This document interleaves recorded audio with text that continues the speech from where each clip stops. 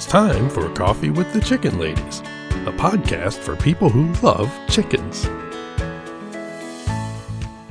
Hey everybody and welcome. It's Chrisie&Holly from Coffee with the Chicken Ladies.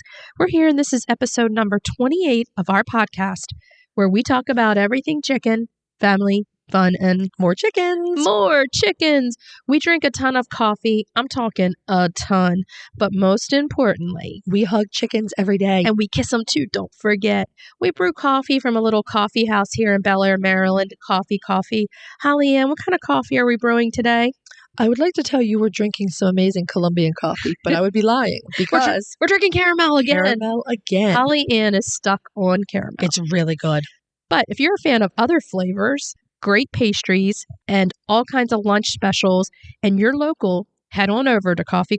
You will not be disappointed. Well, we're into June. Can you believe it? I know. Man, week 1 went fast through June. Yeah, Like yeah, the it blink really of an did. eye. Yes. It's done.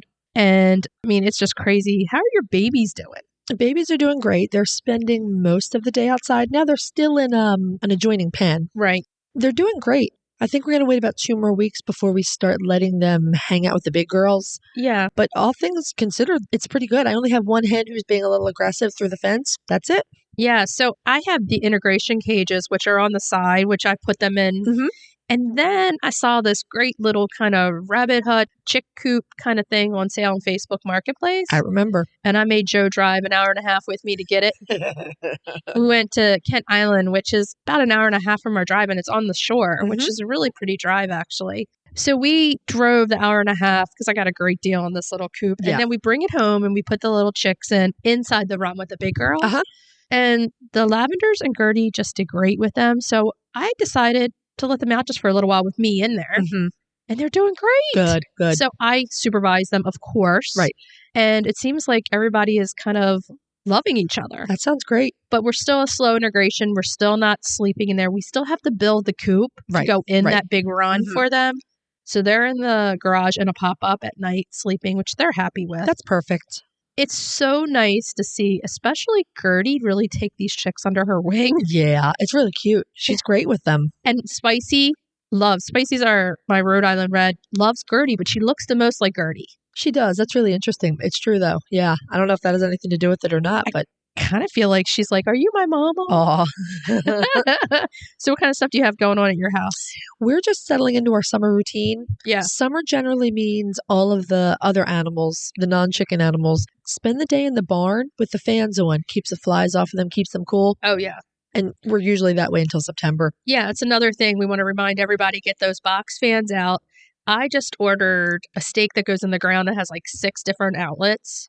Like a vertical power strip? Exactly. That's fantastic. So I can run my power cord from the house all the way back Mm-hmm. and do multiple box fans. Cool.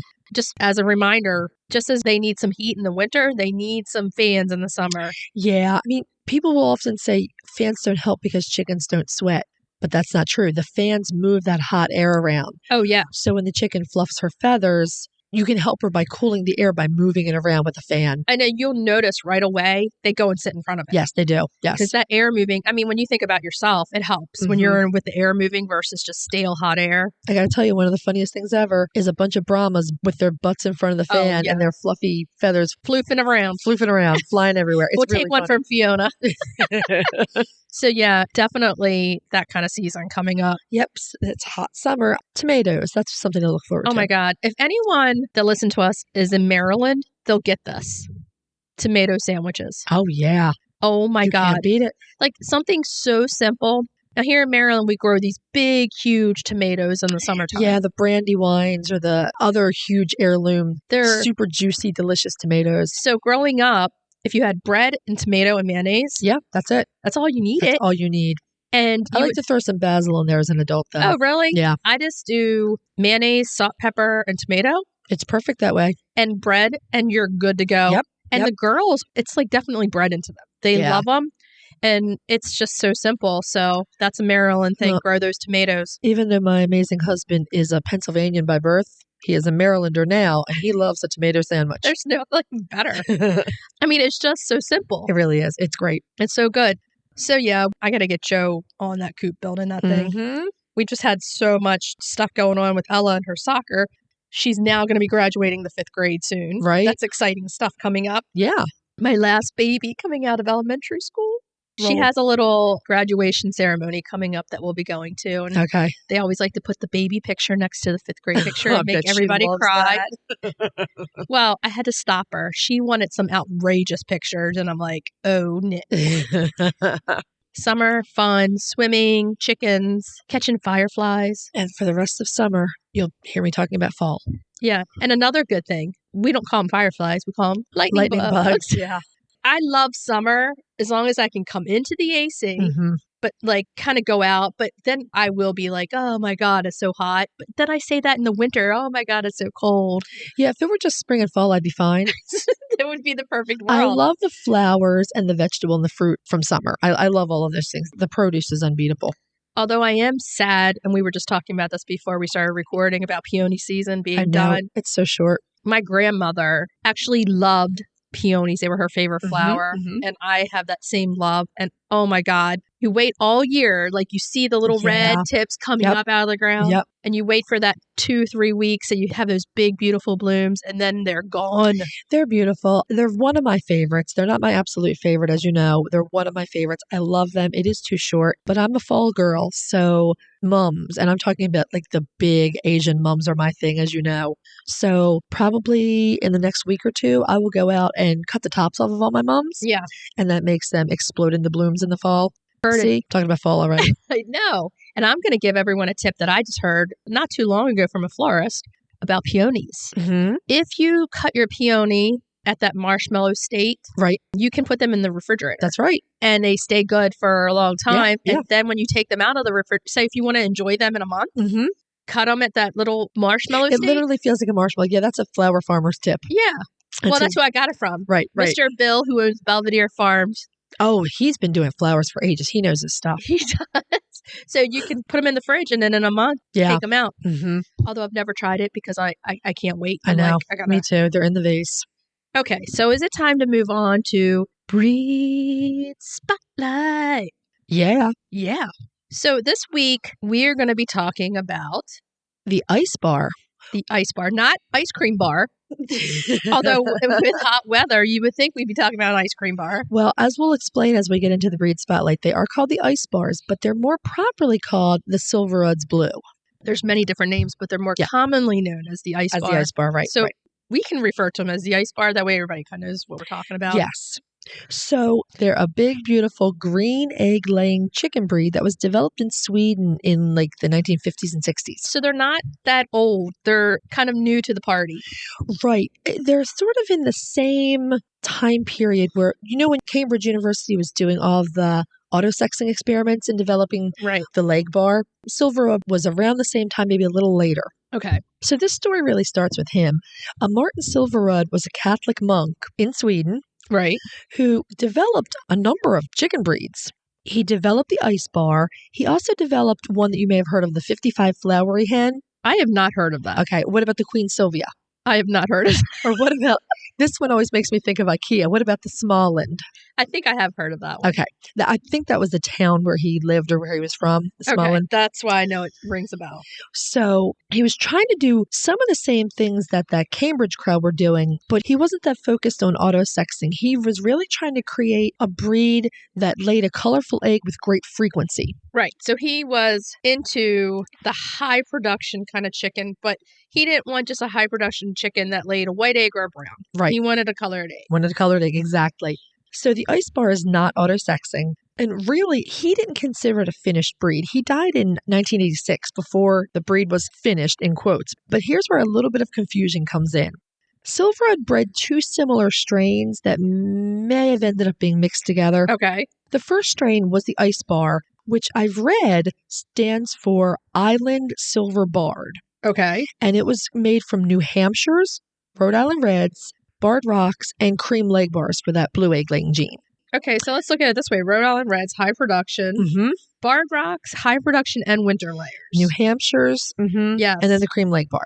The cream leg bar, they're an average egg layer, but they bring in the blue. Right. They bring in the blue. They're actually, because they have a lot of leghorn, they're a moderate to good Yeah. layer. I mean, they definitely will give you 3 to 4 eggs a week at least. Right.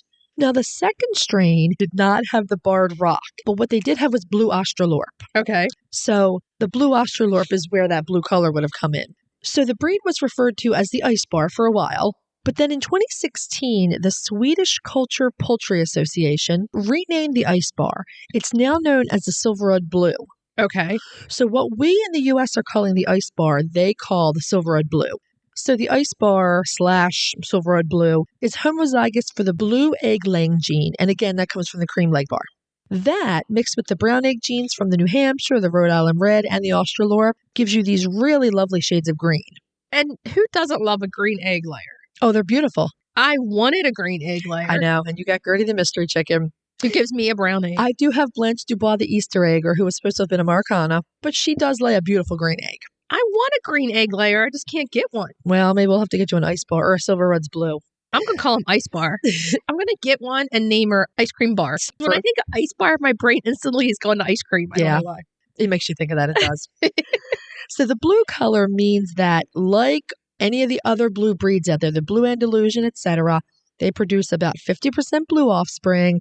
The other 50% are black, white, and splash. Right. All very pretty birds. So Greenfire Farm imported the Isbars from Sweden in 2011. Okay. That was the year before the Swedish Culture Association had actually changed the name. Right. They imported them as Isbars. They still call them Isbars. They note that the Isbar is the only single combed green egg layer in the world. Okay. Most of the other ones have the P comb from the Arcana genetics, including my Easter egger Blanche. So the hens are good layers. They produce around 250 eggs a year, so 4 to 5 eggs a week. Right.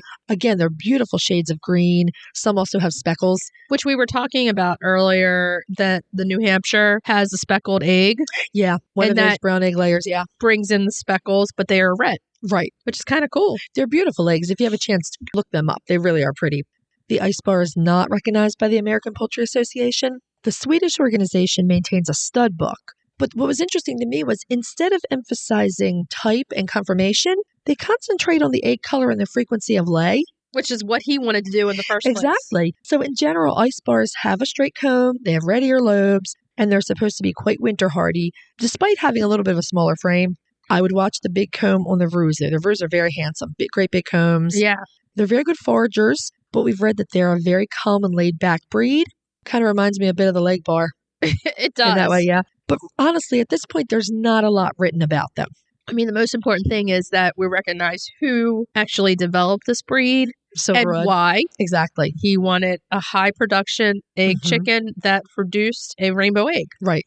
And in the end, whether he was happy with the breed or not, he got that. Exactly. And the other thing is, he did not get them to be auto-sexed. I don't think that was one of his primary aims, but it was a really popular thing to breed for at that time. I was going to say, the cream-crested leg bar is an auto-sex. Exactly. So you would think at some point he was trying to match so many chickens up to have that breed through. Could be. It just didn't happen for him in his time. Well, the beautiful Isbar, or Silverud's Blue, they're available as unsexed chicks from Greenfire Farm. Alchemist Farm also sells small quantities. They sell usually 2 at a time. Okay. Look them up. If you don't follow them on Instagram, I've been following them for a while. Yeah. Really, really humane breeders. They also do quail, and their eggs are outstandingly gorgeous. The other Isbars or Silverud Blues are available through smaller breeders. Sometimes you can find hatching eggs. Just a Google search will yield you some pretty good results. Oh, yeah. Possibilities. Definitely. And coming up, our guest that we're going to have on later on in this episode actually has an Isbar. Yeah, so she's going to tell us all about Lulu the Isbar. So she's going to give us a little inside track. So that's going to be fun. Yeah. Okay, so we're back again with our international correspondent, the beautiful Fiona, and we're going to go across the pond and have coffee with Fiona. Yeah. Yeah. Oh, I'm bright red now from being called beautiful. Oh. You are. You. You are, sweet friend. Oh, So, that's we are only 'cause back. you want an invitation to my house. I already got the invitation. I'm coming. I don't have a choice. I'm going to be there I know. soon. No choice. I'm going to be there and I'm going to be like, I'm having real coffee with Fiona. Yeah. I like that. Real coffee with Fiona. Yeah. That's what that segment will be in the UK. Real coffee with Fiona. Yes, I have to work on my British accent. No, you don't know. No, Oh, don't. come on. I want to hear it now, please. Oh. Please. No. I just need a little spot for tea. It's not good. I told you. My dear, you just Oh, I need to love remain an it. American. I love it. I will tell you that that's leaps and bounds better than it used to be. She used to sound like she was from India. I'm, I'm not kidding. Okay, so Fiona, we're here again for the Broody Report. We're on week 2. Yeah. We want to find out how Cinnamon's doing. How's she doing? Well, it's she's doing everything she's supposed to do. We've got her eating and drinking and pooping. And I know Perfect. that's a funny thing to say with chickens because there's poop everywhere with chickens. Yeah. In fact, it's the Yeah. one thing I wish somebody had told me when I first started keeping chickens is how much poop they really produce. And then how much you're going to be examining the poop to make sure everything's Oh, I okay. know. Oh, I But- know. It's embarrassing. Don't put it out there. Don't tell No. everyone. Poop? I No. know. Seriously, poop tells you everything. Like, I must look at poop 500 times a day. I'm checking sheep poop. There's dog poop. There's chicken poop. Llama and alpaca poop. It's Yeah, but we're not the endless. chicken ladies anymore. Thanks for that, Holly. We are now the poop ladies. Love it. A little bit of a different ring to it. Yeah. Oh my God, I'm crying. Holy moly. So Fiona, she's doing well. And you wanted to take this time to kind of let everybody know that you have to keep a close eye on your broody hens and make sure they're still Yeah. doing everything they need to be doing. Yeah, I mean, while they're sitting on their eggs, the issue is that they're not out roaming around, they're not grazing, they're not eating, they're not drinking. So it's making sure that they have got enough to eat, have got enough to drink, and that they're actually emptying their bowels as well. It doesn't sound like a problem, but it is because they won't poop in the nest because eggs are porous. And any bacteria from the poop could actually infect the eggs and the chicks could die. So one of the natural things they do is they will always leave the nest to poop. And what normally happens is broody hen will get up once a day, go out, eat as much as she can, drink as much as she can, maybe have a dust bath as well, and then empty her bowels, go back in, sit on the nest again. But it's only once a day. We have talked about this in previous episodes when we explain about the egg and how sometimes it's hard for everyone to even realize this, but the egg itself is so porous. It has 7,000 to 9,000 tiny pores that let things in and out Moisture and gas exchange. And through so the egg. bacteria can get in through those Exactly. spaces. So you have to be so careful. And that's such an important point is to make sure that they're coming out and staying healthy. Now, you were talking to us before about having food bowls and water bowls right there. They're on wood shaving bedding. So what we do is we actually put some tiles or bricks in and then put the drinker on top of that. And we have a small drinker and a small feeder in the coop within reach of the nest so that they don't necessarily have to go out. But then we also want to make sure that they are going out to evacuate the bowels. And this is the advantage of having them in a brood coop with a run. If there's poop outside, you're okay. If there's no poop outside, you know you need to lift them out. Do you put the food and water in like midday and then take it away at night? Or does that just stay in there 24/7? 24/7. Okay. Because you're looking for them to, I mean, there's two sides of it. One, you want them to drink and eat so that they've got enough nutrition. And the other thing is that they've got the normal bodily functions. So we are working on the basis that deal with nutrition first, and then you can deal with normal bodily functions after that. Fiona, what happens if somehow your hen gets poop on the eggs? It depends. It depends how bad the poop on the egg is. Okay. If it's only a little bit, wipe it off. But I would mark that egg with a number or a symbol so that I could identify it for the future. Because what I do during the process is I'll candle the egg. So I will shine a bright light into the eggs and check what's going on developmentally. So if I've marked it, I'm paying special attention to what's happening with that egg. Okay. Now, if it's a lot, I'll just remove the egg. There's very little point in keeping that going. Has that ever happened to you? Like where you've had to do that? Not yet. Knock on wood. We're knocking on wood. Yeah, the one chicken that I'm concerned about at the moment is Frankie, because we've spoken about Frankie in the past. Frankie had an accident when she was a chick, so she is a little challenged, shall we say. She's not working on a full set of brain cells, bless her. And she's not necessarily actually coming out of the nest the whole time. And we did have an incident the other night where she is sat on her eggs as well. And she had held it all in, and pooped. Now, the good thing is that it was away from the eggs, and That's we've great. given her a few eggs. So where she should have 12, she's actually only on 5 of those, and we're running the remaining 7 in an incubator at the moment in parallel. So Nice. it's less likely she's going to have that issue that there's Right. going to be poop on the eggs. And that's how we're dealing with that at the moment. But the important thing is we gave her a little bit of a wash, because what we couldn't have is anything left on her feathers just in case it did get onto Exactly. Okay. Yeah, and you were the hairdryer. She loved That's the what we're hairdryer. all saying. It seems like the chickens love the hair They dryer. do love the hair Oh, dryer. you should have seen her face. It's the noise. It's a bit, ooh, what's that? Oh, I don't like the noise. And then all of a sudden it's, ooh, Yeah. that's nice. And she has this little wiggle she does as well. I wish the listeners could see the little movements I'm making, but she does this little wiggle. We just have to make sure they're just as healthy, just like a human mom. You go to the doctors every few weeks in the beginning, down to every week, and everybody's keeping an eye on you. It's the same thing with the hens. We have to make sure they're healthy and eating just to make sure everything's okay. So Cinnamon's doing great. She's doing really well. There's nothing about the process at the moment that's concerning us. Great. She's in that boring phase where she needs that TV. She's got chicken TV. She's fine. Honestly, she's absolutely fine. She sat in there basically taunting the others, and they're walking around looking at the open feeder that she's got in her run because it's caged off. Yeah. So they can see the feeder. They can't get to it.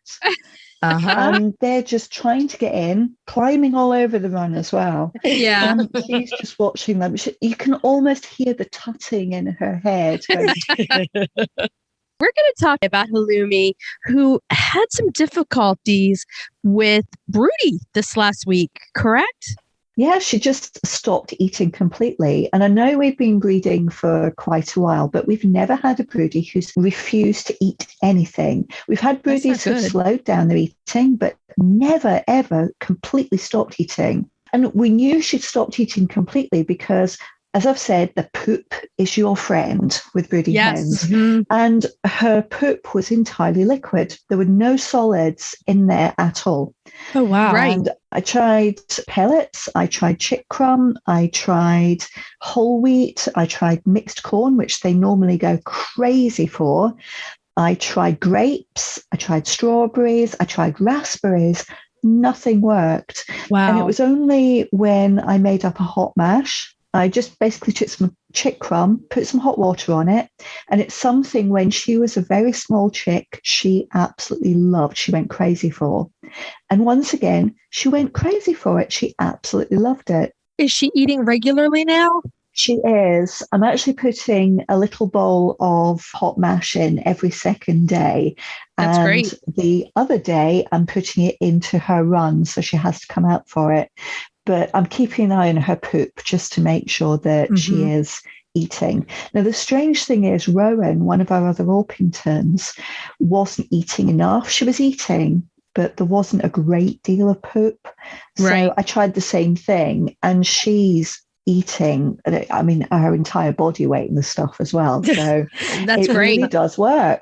It does. Hot mash is your friend. It's true. It is. Yeah. Yeah, it's worked for Gertie. It's worked for a lot of the chickens who just don't seem to want to eat a little bit. And then you put that in, it just gets them going. Do you think that's what it is? It's the aroma. It's the smell. I think it's the aroma because I've noticed that the food really has a strong smell once you wet it. And it kind of gets another scent in going besides taste. They're curious to see about the food. It's worked for me just by wetting it, you know, for Iris, even when she wasn't eating well for me.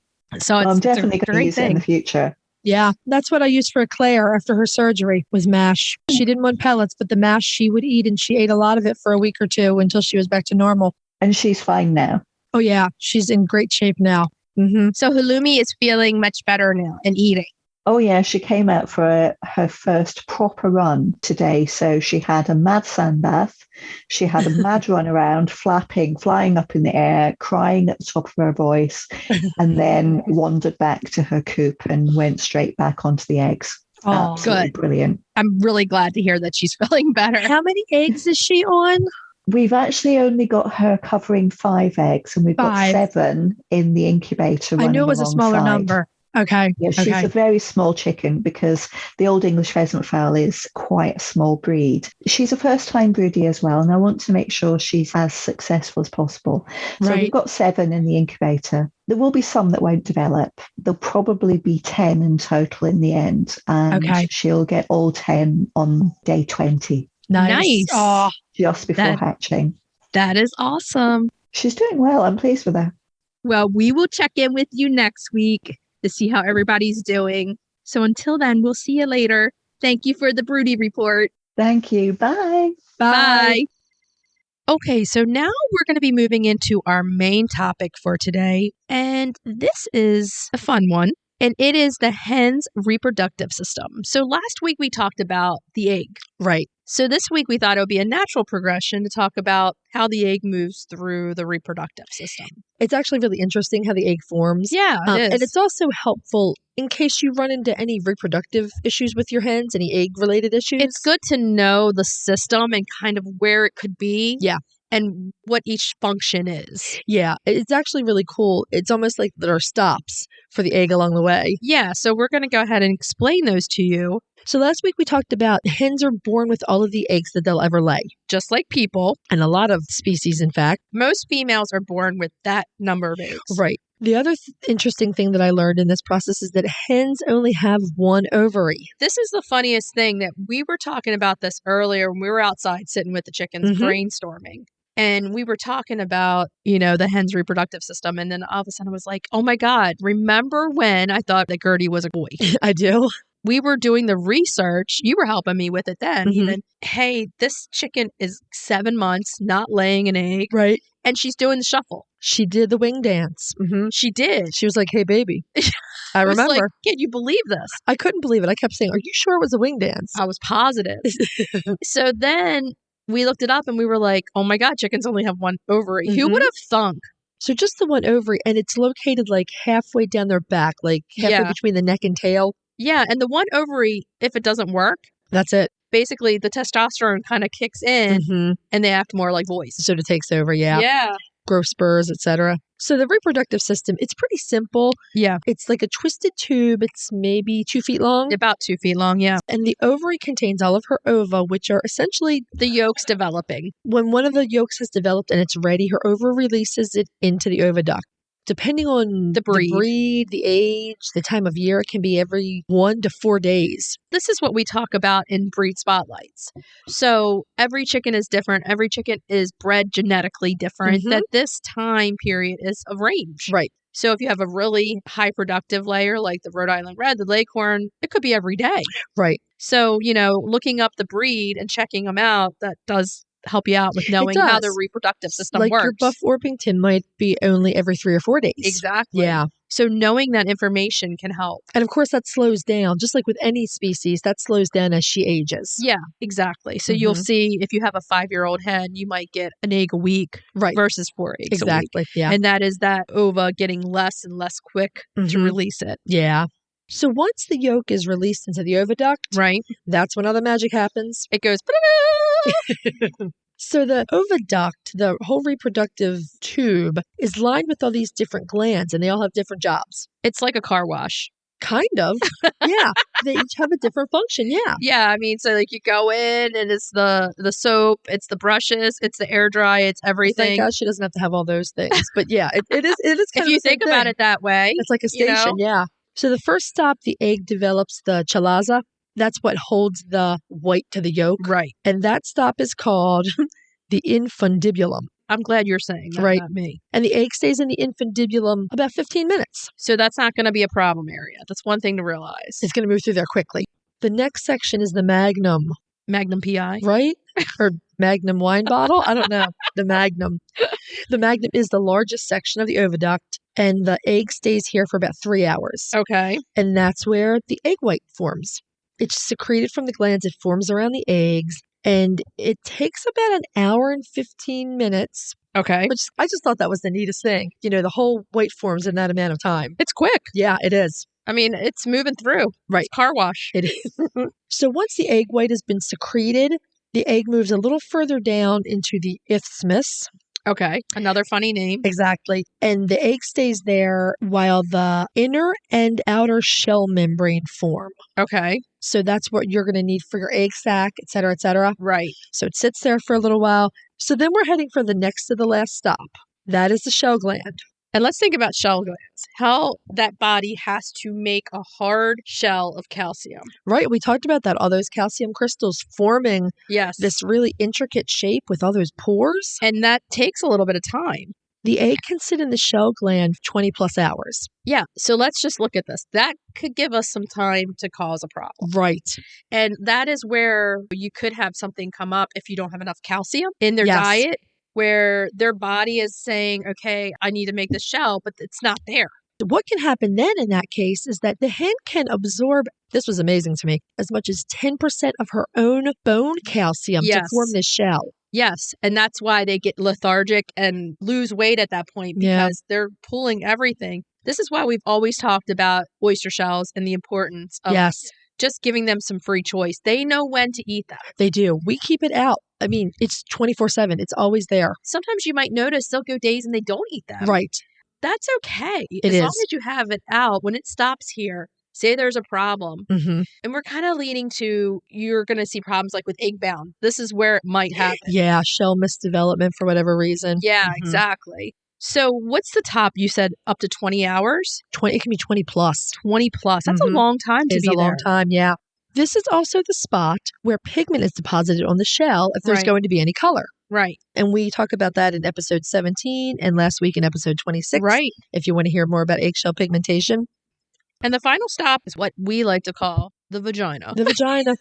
We're not afraid to say it. Right. So this is actually something that Christy and I talk about a lot.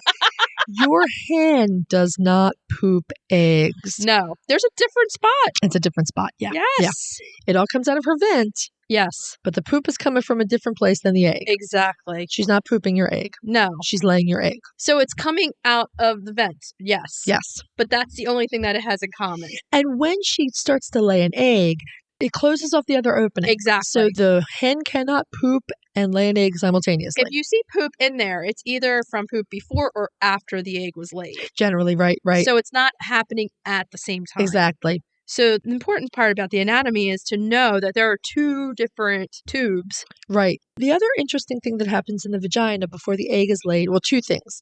The first is that the egg turns. Right. It travels down the tube pointy end first, and then when it gets to the end, it flips around so that they lay blunt end first. The other thing is that's where the hen deposits that lovely bloom that seals the pores and keeps the bacteria from getting in. Right. All of that stuff.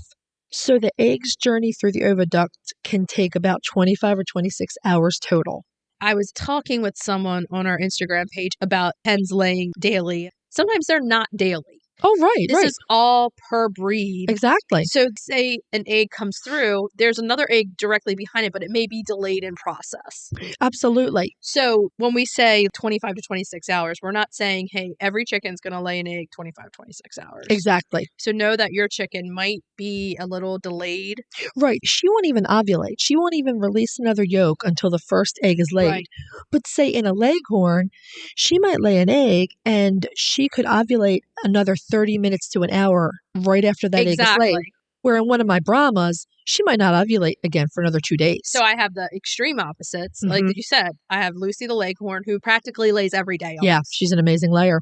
And then I have the buffs, who lay maybe 3 times a week. Right. So their bodies, they're all chickens, and they all work the same way, but their timing is off. Yes. So you get less eggs. So knowing those breeds is really important. Knowing the anatomy, knowing these stops along the way. Even with their crazy names. I kind of think just appreciating an egg, knowing all these things just makes you appreciate the egg more. The fact that she forms all of that stuff in her 2-foot-long tube. Exactly. including putting some pretty color on there. 2-foot long tube that's longer than the chicken's not 2 feet sometimes. Exactly right. I guess it kind of It twists a bit. twists around, Yeah. you know, and the fact that it's starting small and as it's coming through, it's growing in size and going through the different Right. phases. My takeaways from this are 2 things. The first is calcium, calcium, calcium. Oh, yeah. If you can't get oyster shell, you can feed back their own shells. From everything that I understood about the feeding back shells versus oyster shells is the eggshells is going to give immediate calcium. Exactly. Where the oyster shells are going to build up the calcium for long long release. term. Yep. So it's going to keep them healthier along the way. Yeah. But if you have a chicken that needs calcium and they won't eat the oyster shells, the eggshells are way to go. Yes. The other thing that you can do if you have an overabundance of eggs is scramble an egg and feed them their own egg. Sure. Yeah, you can do It's that. high in calcium also. I mean, but the eggshells are the way to go. The eggshells are the way to go. The oyster shell is Number ideal one. if you can get Yes. it right. The other thing that I've always done to try to help this is my hens do not get their treats until later in the day. Yeah. Like afternoon. That way they were eating all of the layer Yes. crumble or pellet that they need and getting a lot of their calcium that way. Ours get no treats at all until late afternoon. Evening. Exactly. Yeah. And then they're looking for them. They're like, where are Right. you with these treats? Right. My chickens are not good with oyster shell eating either. But I have them free out there for Mhm. them. So it's a I good would thing. say all of my hens are pretty good oyster shell eaters. Mine aren't. Well, I wish maybe they they were. just don't need it as much then. I wish they were because I want to see them eating them, Yeah. you know? The other interesting takeaway from me is knowing how the egg is formed, you know where the problem spots are. And it sounds like the shell gland is the biggest possibility. Well, if you have a lack of calcium, here's the other thing that can happen. You can have a soft shell egg. Right. And then it's harder for that egg to move through that ovitract. Yeah. And then what happens is it can get stuck. Right. And then that's a problem. And you very occasionally have a soft shell egg with a new layer. You often have smaller eggs with a new layer. Yeah. And then when your hens are aging, you often get small eggs that way. Sometimes you can get the occasional soft shell egg. But the preventative care here is making sure they have enough calcium. Can we put something out there that I've been dying to put out there? What's that? Eggs that have a soft shell that you can feel that are mushy I know where you're going. Yes. have a shell. They're not shellless. Right. That shell is calcium, but it's soft. Yes. So there wasn't enough to form a hard layer on that egg. Now, if you have an egg that comes out with white and yolk, then that is a no-shell egg. I only say this because I want everyone to know and be educated about it. If you have an egg that comes out soft-shelled, it's due to lack of calcium. Generally, yes. So it's not shellless. Right. Occasionally, a hen will lay an egg that's just the membrane, Yeah. but that's not that rubbery. No. It's quite thin. If you Yeah. can hold it in your hand and it's kind of like a stress ball, That is a soft shell egg. that is a soft shell egg. Exactly, Where yeah. you cannot see the yolk. Right. It has a covering, a Mhm. shell. Yeah. So know that if you see that, I've had them happen to me Right. before. Mhm. Generally, you need to add a little bit more calcium. Yes. So that's the hen's reproductive system. Yeah, it's amazing. It is really amazing, like a car wash, without the brushes. Right. Without the brushes. Thank goodness. So I think it's time for Cracking the eggs. let's crack some eggs. Today, Yeah. I had to really twist your arm on this one. You kind of did. I will admit I'm going into this reluctantly. I probably shouldn't. But this one's mine and it's so simple. And this is for everyone out there that has a ton of eggs. Mhm. And you're like, what the heck do I do with all these eggs? It's more or less egg salad. It's egg salad. But not everybody is familiar with egg salad. So I thought we should put it out there. Okay. Do you think everybody's familiar with egg I salad? do think everyone's familiar with egg salad, but I will admit that I like this little variation of it. I mean, it really is delicious. It is. So this is what my mom always taught me how to make egg salad. Mhm. And she lived on the egg farm. Right. And was kind of from her parents, but really her variation started when she started working in the city in the late 60s Right. as an assistant to an orthopedic surgeon. Yes. And next to her office was this little deli. So she lived out in the country and then she decided to bus into the city. Okay. So, you know, she was Probably like, the number 23. she was so happy to get in the city. And then she gets into this little deli and they eat lunch. And she's always told me for egg salad, the best little secret ingredient that pops the eggs, Mhm. it's relish, sweet relish, It actually is delicious. and pickles. Yeah. So it's so simple. Do you use both or is it an either or? I use either both or either or. Okay.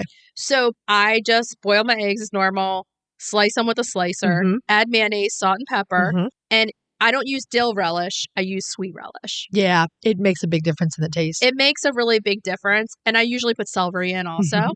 Sometimes I'll add cut up dill pickles with the relish. Okay. Or if you're like us, we ran out that one day. Yes. I cut up a whole bunch of pickles. You did, and it was good. It was really good. And then we ran out of pickles. So then I took the pickle juice and poured that with the eggs. Also delicious. It worked out. Have you ever tried it with bread and butter pickles? No, but I think it would add a different taste even. I think it would. That could be good too. And you know what? You could even make all different variations of egg salad. You know, I just thought of this sitting here. You could do an Old Bay egg salad. Just like you could do an Old Bay deviled egg. Deviled egg. If you did that in the egg salad, that would be delicious too. That would be really good. I do curried egg salad sometimes. Yeah. Also delicious. I'm wondering, if you do the pickles or the relish, it adds a lot of moisture. Does that mean you can cut back on your mayonnaise? You probably could cut back on your mayonnaise. Oh, that's something to be said. I'm like this girl who I do not like reduced calorie mayonnaise for some reason. Okay. You like the creamy. I like creamy it. mayo. Yeah, I like the mayo. I like to be thick. That's what she said. Okay, so it seems simple, but try it. It's good if you never put relish in your egg salad or pickle in your egg salad. I have to admit, it is really good. It is good, and it's good for a picnic. I just wanted to do this recipe in the summertime because it's a good one, and we eat it all the time. We do eat it all the time, I know. We're like, what are we going to have? Okay. I finally was like, we do eat this all the time, and it is really delicious, and I don't know why I'm fighting. Fine, let's do it. So there we go. Hey, but you know what? I think next week we should try Old Bay. I think that sounds delicious. And let everybody know how it tastes because I think that would be great. It's going to be really good. The deviled eggs are good with the Old Bay, so why not the egg salad? Yeah. So everybody tell us how you do your egg salad.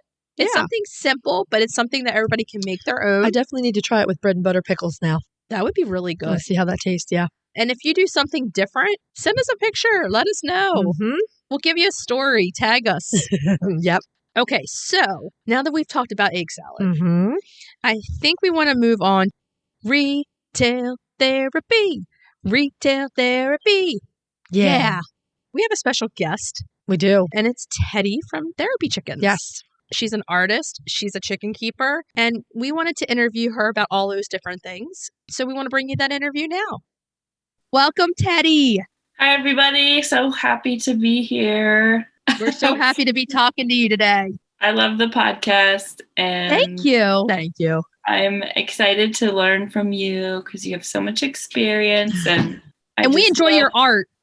We absolutely love your art. We really love it. We love it. It brightens our day when we see it. And you're such a sweetie that we're like, oh my goodness, we have to talk to this girl. So how did you get started with chickens? I got started with chickens kind of by accident. I moved into a house that had a coop already, just a little one.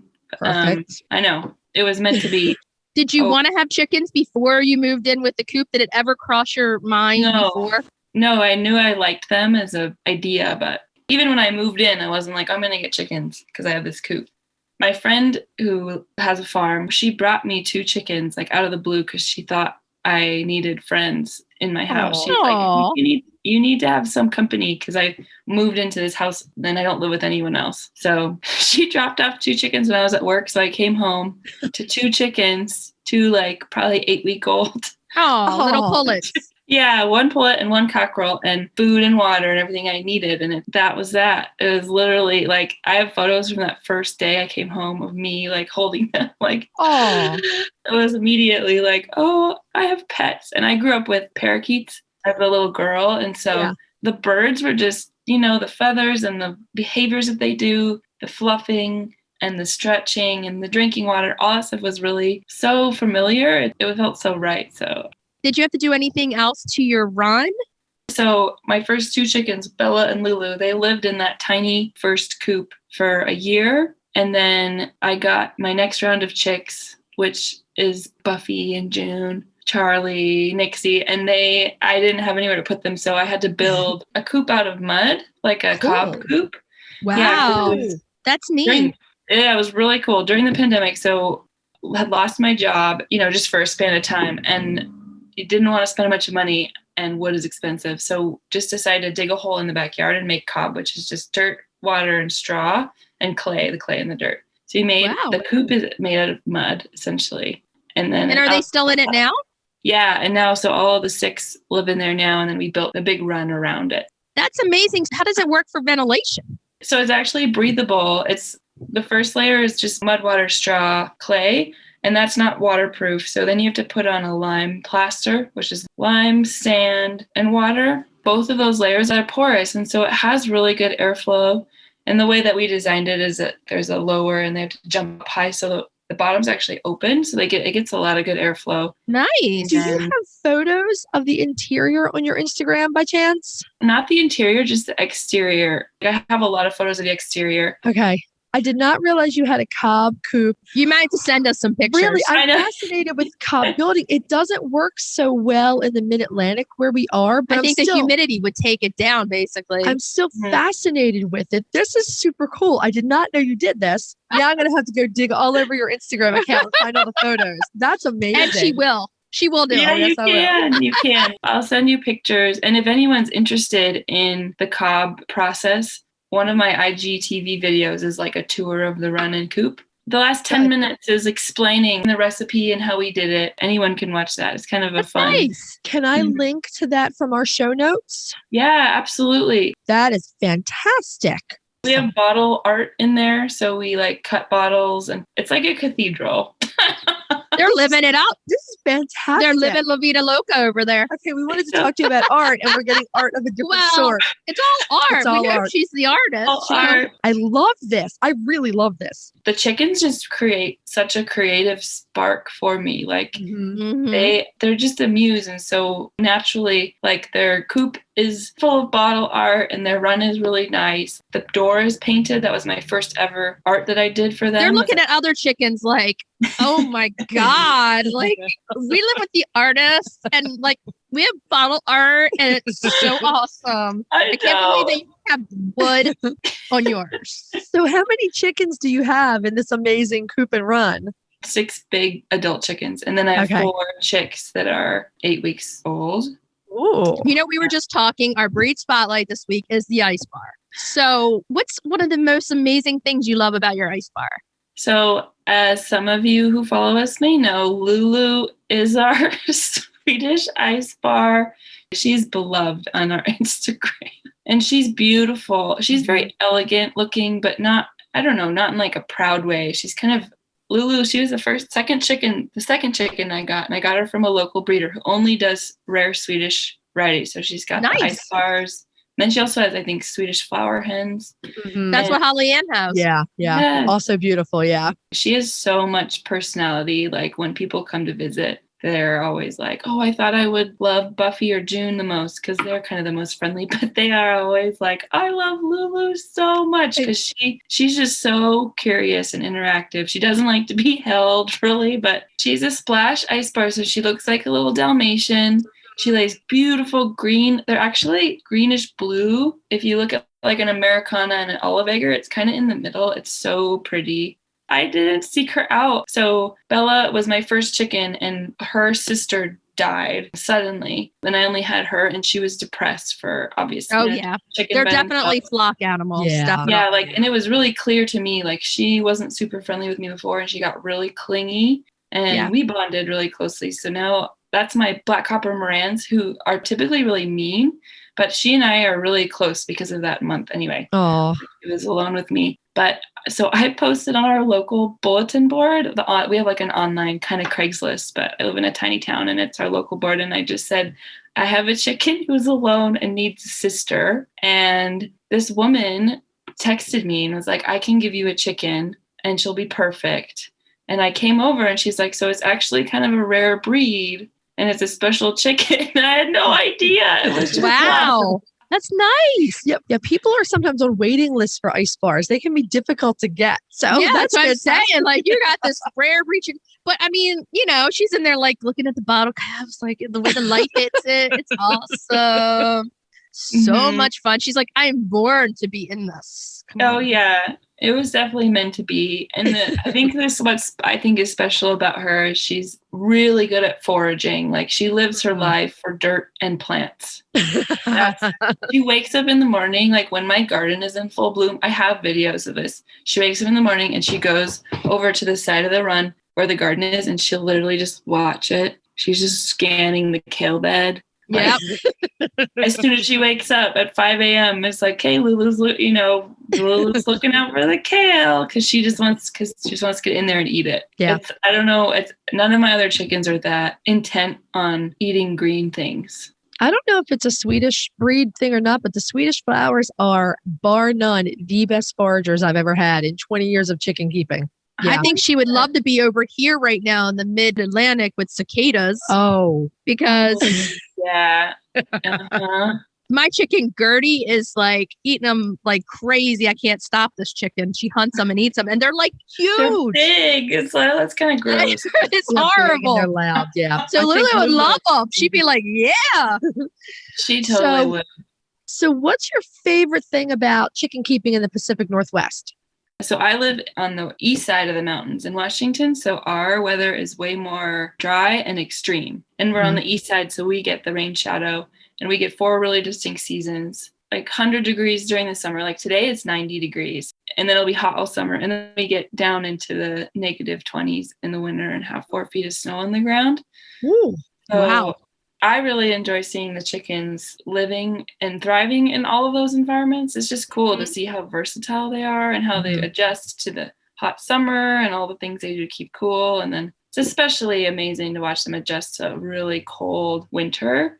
Well, I would think that the coop that you made would be amazing in every single season. Yeah. You know, to keep them cool in the summer and insulated in the winter. Yeah. So, I mean, that's an excellent idea for where you are to create something like that for them.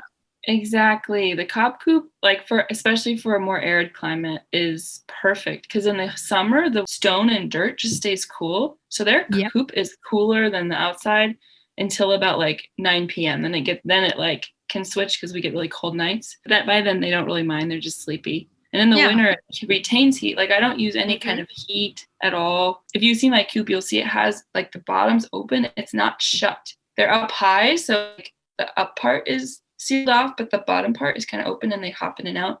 And I get a lot of comments your chickens aren't warm enough. Your coop doesn't look insulated. It looks like it's drafty. And it's just the upper part is insulated enough and the heat rises, so it keeps it warm. That they're totally fine in there with no extra insulation, no heat source or anything. They're totally cozy up in there. So it's perfect. Nice. That's fantastic. Yeah. That's awesome. So what would be your least favorite thing about chicken keeping in the Pacific Northwest? Even though we don't really get that much rain here, I don't like the rain personally. And also I don't like dealing with my chickens in the rain because I don't have a good covering for them. We're very open air and they're not good about staying out of the rain. We get rain in October and in April usually. And I have to be really careful about if I'm gone all day and it's raining, I have to be able to come home or lock my lavender Orpington June somewhere because she will stay out in the rain until she gets hypothermic. So do mine. So I have 4 lavender Orpingtons, one of which is named June. Okay. Yes. Oh, yes. Cousins. And Gertie, the mystery wonder hen, is in with the 4 lavenders, and she's the smartest. So rain and snow, you find Gertie in the coop where you need to be. The 4 lavenders will be sitting on a roosting bar. Everything's just hitting them. And you're like, why? Go in the coop. My theory with June is they're so fluffy. They have so much fluff that they don't feel it. Yeah, they don't feel it. She has no idea that she's soaking wet until it's all the way up against her skin. Yeah. You look at them and they're sitting on this roost and you're like, it's pouring down rain. What are you doing? It's crazy. It must be the lavender Orpington thing. We love your chicken art. How did you get started doing that? Well, thank you so much. I started it in September of last year. I bought an iPad and got the fancy Apple Pencil. And I was really inspired by a lot of the people doing art on Instagram. I think that was something I just found myself following. And on Pinterest was a lot of digital artists. And I was just I want to do that. So I painted the run door a little earlier in the summer, and that kind of opened the floodgates of oh, I really like to paint chickens. And if people are familiar, that's my logo now. It's a chicken in the moon circle. Yes. And so I have a color version of that on my door that I painted with acrylics, I think. Nice. And fantastic. yeah, and so that kind of opened the floodgates, and I was like, I'm gonna get this iPad and one of the motivations was just knowing that the winter of 2020 was going to be hard. We all knew it, I think, in our hearts that we were going to be pretty isolated on lockdown, that the pandemic would be more challenging in the winter. It'd be cold. You can't hang out outside with people. So I was looking ahead and trying to plan like what would be something really rich and meaningful that I could do with that time alone. And so that was part of the motivation also. I have a question for you. It's therapy chickens. Where did the name come from? Are they therapy for you, or they bring you so much love and joy that's where it came from?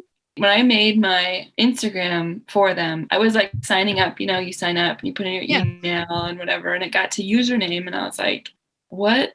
I don't know what. And I don't even know, like there wasn't any thought. It just came out. Therapy chickens. It just was what I typed in. It was meant to be. And it was just, at that point, it was just Lulu and Bella. And they are so therapeutic for me. And so it came out of my brain kind of spur of the moment as I was signing up for Instagram. It's so true. When I'm having a bad day, I end up, like, say my morning's not going the way I want, I will end up in that chicken run time after time, sitting with almost 20 chickens.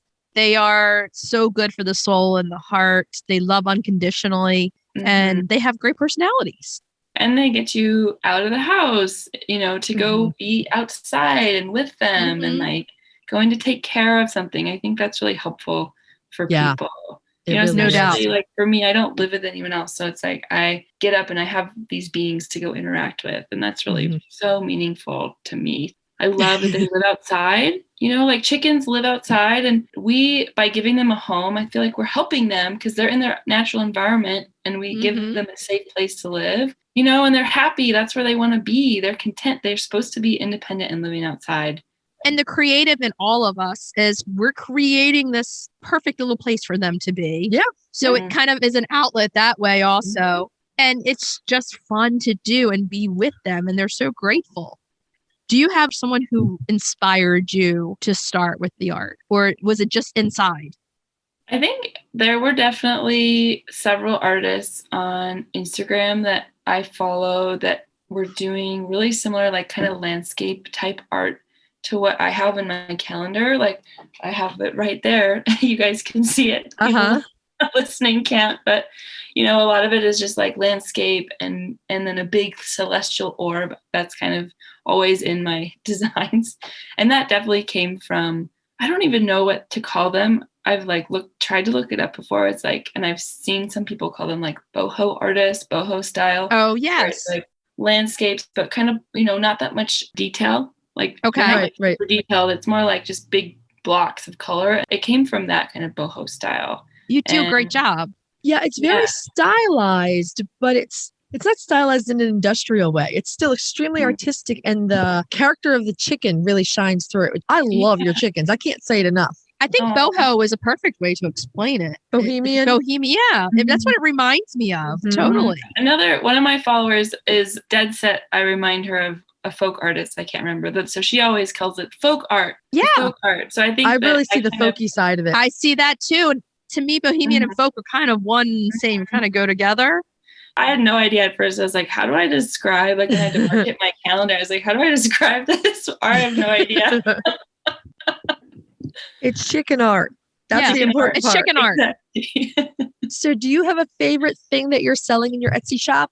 Yeah, my calendar is my favorite thing for sure. It was nice. It was totally my first labor of love. When I first started drawing, I just started drawing chickens in landscapes. And so for those of you who haven't seen it, it's the calendar that it's like 9.5 by 14. It's kind of big, and it's meant to be like a piece of art that goes on the wall. You don't write on it or anything. It just has kind of a simple calendar with the dates.